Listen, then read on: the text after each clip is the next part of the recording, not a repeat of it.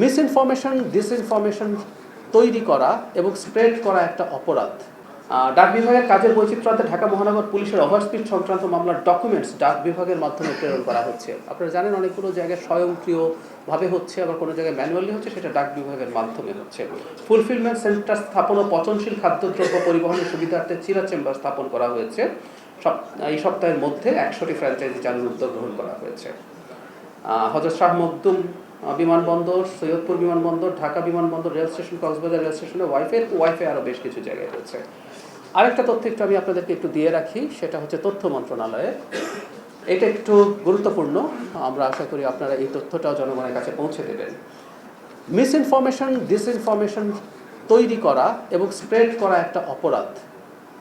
মানে এই কথাগুলো সরকারের জায়গা থেকে বলা খুব কঠিন, কারণ হচ্ছে আমরা ধরেই নিতে চাই যে সরকার আসা মানেই সে মত প্রকাশের স্বাধীনতাকে কিছুটা হলেও সংকুচিত করতে চায়। একদম, আমি একটু বলি, মত প্রকাশের স্বাধীনতাকে সেই সরকার সংকুচিত করতে চায় যে সরকার গায়ের জোরে ক্ষমতায় থাকতে চায়। আমি একটা ছোট উদাহরণ দিই। কিছুদিন আগে একটা শোতে একজন খুবই শ্রদ্ধেয় সম্পাদকের সাথে আমার এই কথাটা হচ্ছিল। ধরুন কেউ একজন এরকম কিছু বললেন, যেটা বলে সরকারের কিছু ভোট কমছে, ধরলাম সত্য তথ্য, ভোট কমছে, তো সরকার ধরলো তাকে, ধরে আমার ভোট কমা বন্ধ করলাম।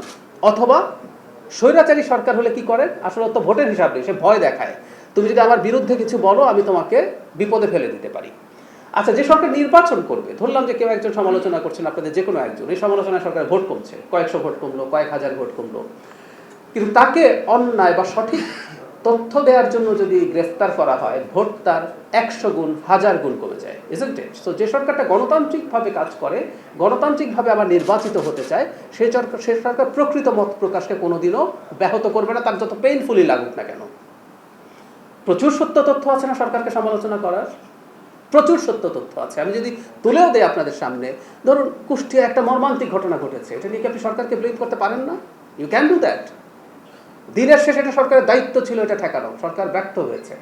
সো এরকম প্রচুর ঘটনা আপনি চেষ্টা করলেও, এত বড় একটা দেশ, দীর্ঘদিনের পুঞ্জীভূত সংকট, বিপদে সরকার বা ঝামেলায় সরকার পড়বে, সরকার ভুল করবে, আন্তরিকতা থাকলেও পেরে উঠবে না। সো সরকারকে যৌক্তিক সমালোচনা আমরা এনকারেজ করছি, কিন্তু মিসইনফরমেশন ডিসইনফরমেশন সংবাদের নামে চালিয়ে দেয়া, বা ওই যে বলেছিলাম মিমিক করা, একটা চ্যানেলের মতো করে লোগো বা দূর থেকে দেখতে মনে হয় এটা ওই চ্যানেল, এইভাবে তথ্য দিয়ে মানুষকে ডিসিভ করার চেষ্টার বিরুদ্ধে আমরা আগেই বলেছিলাম ব্যবস্থা নেব, ব্যবস্থা নেওয়ার পদক্ষেপ আমরা শুরু করেছি। এই মন্ত্রণালয়ের অধীনে একটা আইনজীবী প্যানেল তৈরি হচ্ছে, যে আইনজীবী প্যানেলটা আসলে এই ব্যাপারে কিভাবে ব্যবস্থা নেওয়া যায় সেটা খতিয়ে দেখবেন। এবং আবারও বলছি, এটা এরকম হবে না যে খুব রাতারাতি ড্রাস্টিক কিছু করা হবে, এটা এমন হবে যে আমরা ধাপে ধাপে, এটা নিয়ে আমরা যখন কমপ্লিট হবে আমরা পরবর্তীতে আলাদাভাবে আপনাদেরকে ব্রিফিংয়ের মাধ্যমে জানাবো। আমরা তাদেরকে, যারা করেছেন তাদেরকে সতর্ক করা থেকে শুরু করে এই কাজগুলো শুরু করতে যাচ্ছি।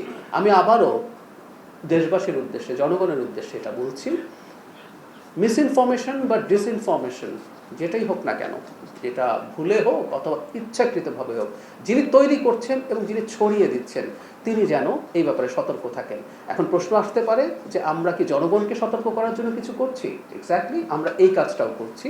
আমরা খুব দ্রুত বেশ কিছু আমাদের সরকারি বা রাষ্ট্র নিয়ন্ত্রিত যেসব প্রতিষ্ঠান আছে তার বাইরে আমরা বেসরকারি প্রতিষ্ঠানগুলোর মাধ্যমেও তারা যে কাজটা খুব সহজে করছেন, এই কাজটা যে আসলে একটা অপরাধ, অনৈতিক, সেই বার্তাটাও জনগণের কাছে পৌঁছে দিতে চাই। তার পরবর্তীতে আমরা আসলে এটা করতে হবে, আমরা কিছু রুলস অ্যান্ড রেগুলেশনস, আমরা কিছু নিয়ম মানতে হবে, এবং যেগুলো অপরাধ সেগুলো অপরাধ হিসেবে ট্রিটেড হবে, এই বার্তাটা আমরা একটু দিতে চাই। এবং আবারও বলছি, আমরা আইনজীবী প্যানেলের তৈরির কাজ শুরু হয়ে গেছে, এটার জন্য নীতিমালা তৈরি হয়ে গেছে, দ্রুতই একটা আইনজীবী প্যানেলও তৈরি হচ্ছে।